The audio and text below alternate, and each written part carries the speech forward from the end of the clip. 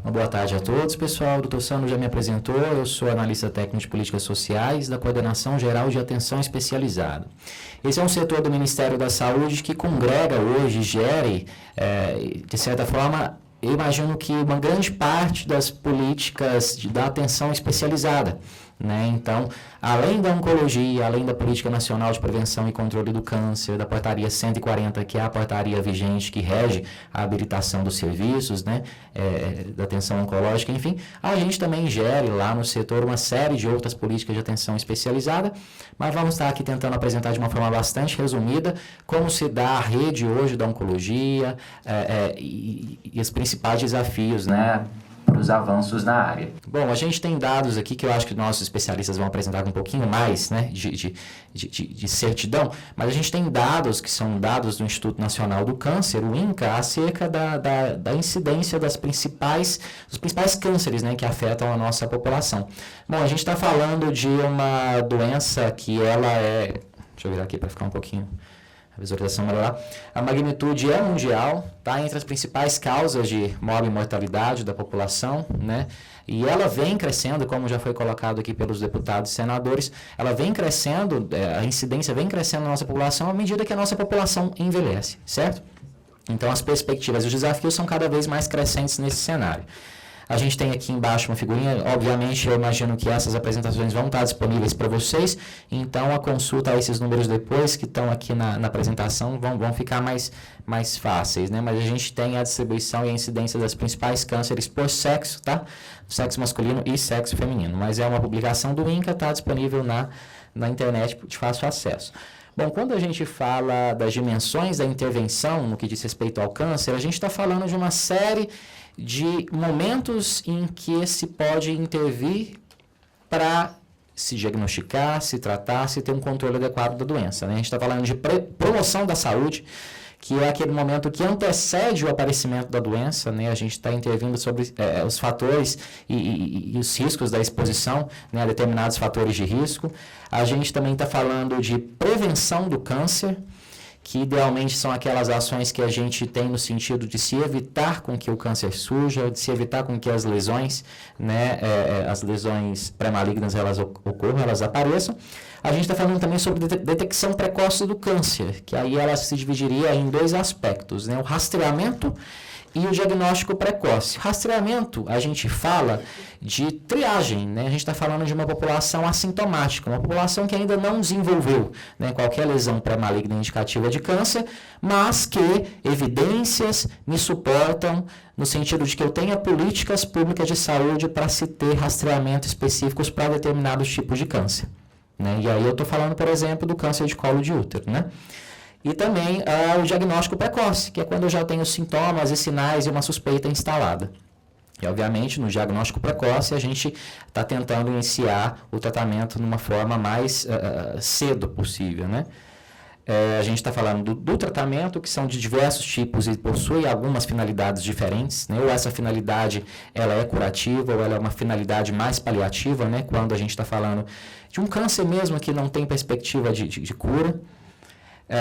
Reabilitação, cuidados paliativos, que já foi um pouquinho falado aqui pelo deputado, e sabendo que tudo isso no âmbito do SUS, ele está integrado em uma rede de atenção.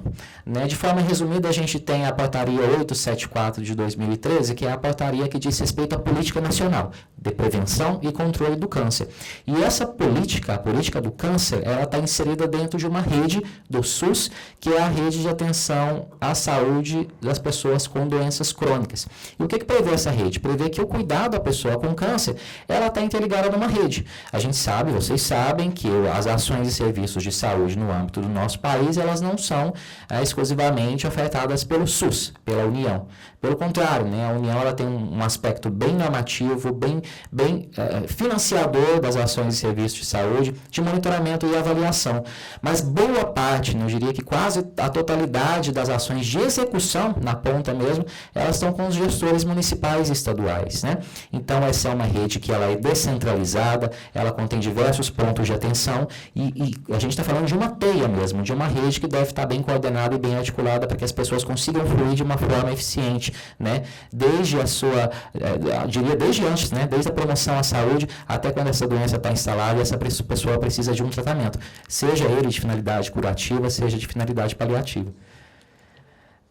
Então aqui está um desenho, um fluxo, né, de como que essas redes de atenção à saúde elas se organizam hoje no SUS. A gente tem uma portaria específica para falar sobre as redes de atenção à saúde no SUS. A gente tem as redes prioritárias, a rede de atenção à pessoa com doença crônica, na qual a política do câncer se insere, é uma delas, tá bom? Mas eu vou avançar para a gente não perder muito tempo.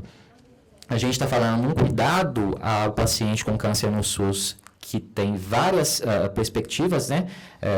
Pode se dar por via da cirurgia, pela radioterapia, pela quimioterapia, por exemplo, também no caso da iodoterapia, no caso do carcinoma diferenciado tireoide, né? E todo o suporte terapêutico que permeia essas ações, tá? E também sempre lembrando que a gente está falando no SUS de princípios e diretrizes de integralidade à saúde, né? Então, a gente tem serviços habilitados no âmbito do SUS, que muitas vezes são de natureza privada ou filantrópica, que destinam boa parte das suas ações, por exemplo, a sessões de quimioterapia, né? E a gente sabe que o cuidado do paciente com câncer ele não depende somente de uma modalidade. Pelo contrário, alguns estudos demonstram que a quimioterapia corresponde a uma pequena parte dos casos de cura e de melhora no caso do câncer, né? A gente tem outras modalidades, que são a cirurgia, a ressecção desse câncer e a radioterapia, né? E muitas das vezes a gente tem parceiros, prestadores que aplicam apenas uma modalidade, até como foi falado antes, né? Mesmo num caso de um paciente que não vai se beneficiar tanto mais da sessão de quimioterapia, um paciente que já estaria num cuidado mais paliativo, a gente vê uma insistência em se né, prescrever sessões de quimioterapia quando já se sabe que aquela sessão vai ser mais tóxica do que benéfica para o paciente. É um desafio do SUS isso, né? Aqui a linha do tempo sobre as principais estratégias e atos normativos no que diz respeito ao câncer vai estar disponível para vocês também, a letra para vocês fica pequena, para vocês que estão acompanhando aqui e nos outros canais, mas é só para demonstrar uma linha do tempo de 2011, se eu não me engano, até atualmente, quais são as principais ações nesse sentido. E aqui a gente tem ações que dizem respeito à rede de atenção à pessoa com doença crônica, a Política Nacional de Prevenção e Controle do Câncer, a Portaria 140, que é a que rege a habilitação desses serviços e que está passando por um momento de revisão tripartite, né? Para ser republicada. A gente está falando de aspectos tais como a mamografia móvel, a qualificação do citopatológico no SUS, né, que a gente chama de qualicito.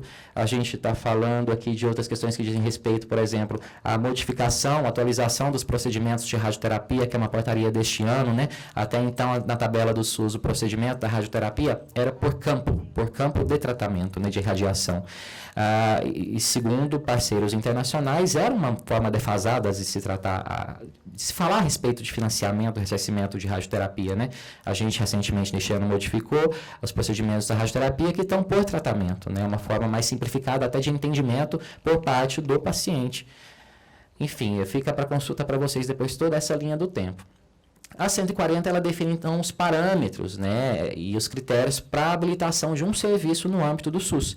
Né, ela tem uma série de parâmetros populacionais para a instalação desse serviço e parâmetros de produção. Né? Então, prevê-se que para cada 900 casos novos de câncer, um estabelecimento habilitado desses no âmbito do SUS, né, ele deveria produzir minimamente por ano 650 cirurgias, 5.300 sessões de quimioterapia e tratar em até 43 mil campos de radioterapia. Obviamente, essa questão do campo está defasada, porque a gente modificou a questão da radioterapia, mas como a 140 está passando por uma revisão nesse momento, né, essa é uma questão, esse parâmetro específico da radioterapia é uma das questões que deve ser revisada.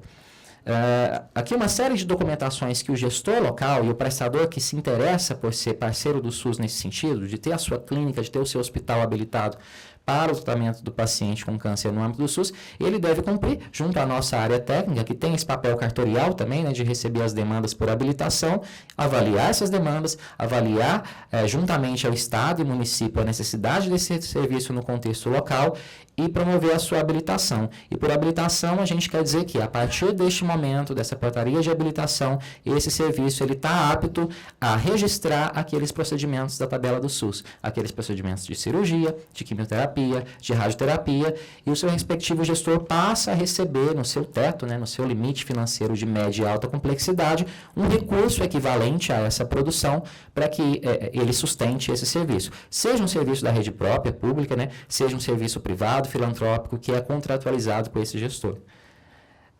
Atualmente, então, a nossa portaria 140 define 2 tipos de serviços, né, que é a UNACOM e o CACOM. A UNACOM é a unidade de assistência, o CACOM é uma espécie de um centro de referência, né? E hoje a nossa realidade é a seguinte, né? 45 hospitais habilitados como o CACOM, 238 como o UNACOM, 20 hospitais habilitados como UNACOM exclusiva de hematologia ou pediatria, 6 hospitais habilitados como Hospital Geral com cirurgia oncológica, 7 serviços isolados em radioterapia e 31 estabelecimentos de saúde que formam uma espécie de complexo hospitalar, né? Tem-se um hospital que detém a habilitação como o UNACOM, mas ele meio que de certa forma tem parceiros ali que formam um complexo hospitalar com esse parceiro principal. Essa disposição, essa organização, ela está bem definida na portaria 140, que é essa que está passando por uma revisão. Essa é a distribuição dos serviços por estado, né, totalizando hoje 317 serviços em todo o Brasil. E no que diz respeito ao monitoramento, não sei se as cores estão muito claras para vocês, mas em cores mais claras, a gente tem um número de procedimentos por população, por 500 mil habitantes, que é menor do que aqueles com cores mais escuras, né? Então, a gente vê que em cores mais escuras, estados das regiões sul e sudeste, né, que em tese tem, por número de sua população, um número maior de procedimentos realizados, né? E no cantinho esquerdo para vocês ali, é o monitoramento dos hospitais habilitados, que a gente já tem realizado esse ano, né? Que 154 deles não atingiram o parâmetro da cirurgia, que são aquelas 650 por ano que ela tem que fazer, né? 94 não atingiram na químio. A químio é a mais bem realizada, até por isso que eu chamei a atenção de vocês, que muitos desses prestadores, eles focam bastante nas sessões de quimioterapia e não se atém bastante à necessidade do paciente por cirurgia e por radioterapia, até por também uma série de outras dificuldades locais, né? E 105 dos que podem fazer radioterapia não atingiram o parâmetro da radioterapia, que hoje está em 43 mil campos, né? Então, a minha coordenação também se responsabiliza pelo monitoramento junto ao gestor e a esses prestadores, sejam eles da rede própria, pública ou da rede contratualizada. A gente também tem o PERSUS, né, que é o Plano de Expansão da Radioterapia, a deputada Carmen falou um pouquinho a respeito, que é uma espécie de plano do Ministério da Saúde no sentido de incentivar a radioterapia no país, né? A gente sabe que a radioterapia ela esbarra na questão dos equipamentos, dos aceleradores lineares, né? Então, esse plano que foi publicado em 2012 tenta prever esse equipamento pelo território, né? E essa é a situação atual do plano, que inicialmente previu 80 soluções de radioterapia para o país, e depois ampliou em mais 20 possibilidades de substituição daqueles serviços que ou tinham o bunker, né, que é a casa-mata, onde é instalado o equipamento vazio, ou que pretendiam e justificavam, né, também a troca, a substituição do equipamento já não muito bem funcionante. Aqui é a nossa produção atual, né, só para mostrar para vocês o impacto disso, hoje, em 2018, foi de 3,5 bilhões de reais em 2018, só quando eu falo de quimio, cirurgia e radioterapia, tá? Mas é sempre importante lembrar que os gastos federais em oncologia não contemplam só o que está na tabela. A gente tem alguns medicamentos centralizados, cujo o Ministério compra e distribui para os estados, tem procedimentos relacionados a transplante para tratamento de câncer. Então, quando a gente fez essa conta para 2018, que ainda não fechou, no final o sistema de 2018 ainda encontra-se um pouquinho abertos, né? A gente chega para a oncologia, gastos federais, na ordem de quase 4,4 bi em 2018, só para vocês terem uma dimensão desse tamanho, né? E a gente está falando de uma população que é 78% SUS dependente, né? Segundo números dados mais atualizados, Essa é a distribuição de alocação de recursos entre União, Estado e município, e aqueles 266,2 bi é o total da saúde, tá? Para 2018, sendo que 4,5 bi disso foi o gasto federal só na oncologia em 2018. A gente está falando de uma série de desafios que diz respeito, inclusive, à questão tripartite, né, de toda a atenção oncológica. Por isso que a gente está desenvolvendo a revisão da 140, muito em participação com CONAS e CONASENS, né, que são os representantes dos municípios e dos estados. Esse é um desafio, a gestão tripartite do sistema de saúde. A questão da inovação em saúde, de boa parte, né, desses insumos virem de fora do país e serem tratados, né, como importação em dólar, e a gente tem as altas do dólar que justificam em tese também, uma boa parte desses gastos públicos em saúde, sem necessariamente prover o correspondente em benefício para a população. E a gente tem também uma série de questões que dizem respeito, por exemplo, a estudos do FDA e da Anvisa que demonstram que inovação tecnológica não necessariamente acarreta em benefício para o paciente. Né? Aqui só citando para vocês um estudo um pouquinho mais antigo do FDA que demonstrou que, não para a oncologia somente, tá? Para o mercado de medicamentos como um todo, que somente 3% dos medicamentos, de um período que foi de 81 a 88, representaram uma contribuição importante sobre o tratamento existente. Né? Então, é uma inovação tecnológica que nem sempre ela gera benefício para o paciente. Isso é um desafio também. Aqui citando para vocês, fica para consulta depois também, as diversas formas de financiamento do SUS, tá? Foca-se muito em tabela do SUS, mas a tabela do SUS é um dos instrumentos de financiamento federal do setor saúde. Aqui também falando rapidinho para vocês do papel do INCA, né, em nos auxiliar na questão do painel de monitoramento da lei dos 60 dias. Né? É uma questão que a gente precisa avançar bastante, como a deputada Camila Zanotto já disse, mas a gente tem conseguido um avanço nesse sentido. Aqui um breve relato para vocês, fica para consulta também depois, acerca dos últimos anos, do quanto a gente tem conseguido cumprir nos primeiros 60 dias entre a confirmação, o diagnóstico e o tratamento, essa questão, né, fica para consulta para vocês também. Nas diversas modalidades, entre 0 a 30 dias, 31 a 60 dias e mais do que 60 dias, né? Que é o que não é desejado. E um breve estudo que eu não vou me ater tanto, mas até que acho que o Dr. Sandro participou, é uma espécie de um documento que demonstra o quanto os países estão preparados para lidar com o câncer como uma epidemia global nos próximos anos, né? Não vou entrar em detalhes por causa do tempo, mas esse estudo ele foi feito pelo The Economist, que é aquela publicação britânica, e ela tentou categorizar 28 países, que são esses países aqui, o Brasil nessa faixa do meio, né, que são países de renda média e alta, numa escala de 0 a 100 no que diz respeito e considerando uma série de eixos, tá, diferentes, no que diz respeito a como e em que dimensão ele está preparado para lidar com o câncer. Isso foi positivo para a gente, de certa forma, falo Brasil, falo SUS, porque o Brasil ele pontuou bem nesse sentido. Né? Nesses 3 eixos que foram avaliados, não sei se vocês enxergam aí, mas foram 3 eixos, o eixo políticas e planejamento, o eixo oferta de serviço e o eixo sistema de saúde e governança. Para vocês terem uma ideia, nesse primeiro eixo, que é o eixo políticas e planejamento, nesses 28 países, o Brasil ficou em 3º lugar. Né? Então, quer dizer que a gente tem uma política pública escrita, redigida e planejada muito eficaz, né? Diria que eficaz. Entre esses 28 países que contaram com países de primeiro mundo, né, países da Europa e da América do Norte, o Brasil pontuou aí com 94,4 em no máximo 100, ficando em 3º lugar. Quando a gente olha a soma e a média desses 3 eixos, a gente vê que o Brasil teve um score final de 82,2, uma escala que vai até 100, e ficou no 11º lugar, né? Isso aqui para vocês podem ter acesso ao material depois, do The Economist, mas ele é um estudo bem detalhado, o Dr. Sandro, eu acho que ele participou, mas é só para a gente demonstrar em que pé que se encontra o Brasil. E é uma publicação que nos dá dicas, né, nos dá norte de em que aspectos a política pública precisa melhorar para a gente pontuar melhor dentro desses países, né? E aí, no último slide aqui, só citando um pouquinho das perspectivas para os próximos anos, né? Eu acho que a gente tem que realmente aperfeiçoar a questão do painel de monitoramento, né, que resumindo para vocês, monitorar o cumprimento da lei dos 60 dias. Temos melhorado bastante, o INCA assumiu a frente dessa questão, e aqueles gráficos que eu demonstrei, a gente vai compartilhar com vocês depois para vocês verem como a evolução tem se dado, no sentido de que os pacientes têm conseguido cada vez mais acesso ao tratamento num período menor do que os 60 dias, né? E também uma perspectiva importante para a gente, para vocês, é a questão da revisão da portaria 140, né? A portaria 140 que prevê, que dispõe acerca da organização e da habilitação dos serviços na atenção oncológica. Eu acho que é isso, eu não sei se eu vou conseguir posteriormente responder a todas as questões, mas fica aí o nosso e-mail, nossos contatos, né, disponível para vocês. Boa tarde, obrigado a todos.